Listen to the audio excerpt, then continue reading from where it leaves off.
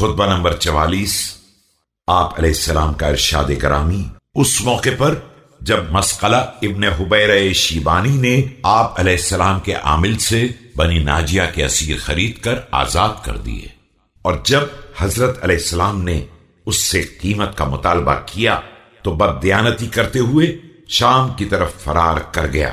بسم اللہ الرحمن الرحیم۔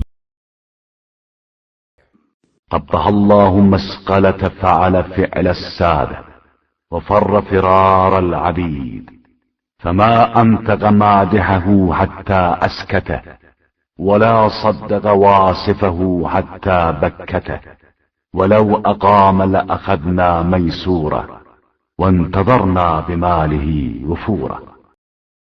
خدا برا کرے مسقلہ کا کہ اس نے کام شریفوں جیسا کیا لیکن فرار غلاموں کی طرح کیا۔ ابھی اس کے مداح نے زبان کھولی بھی نہیں تھی کہ اس نے خود ہی خاموش کر دیا، اور اس کی تعریف میں کچھ کہنے والا کچھ کہنے بھی نہ پایا تھا کہ اس نے منہ بند کر دیا۔ اگر وہ یہیں ٹھہرا رہتا تو میں جس قدر ممکن ہوتا اس سے لے لیتا، اور باقی کے لیے اس کے مال کی زیادتی کا انتظار کرتا۔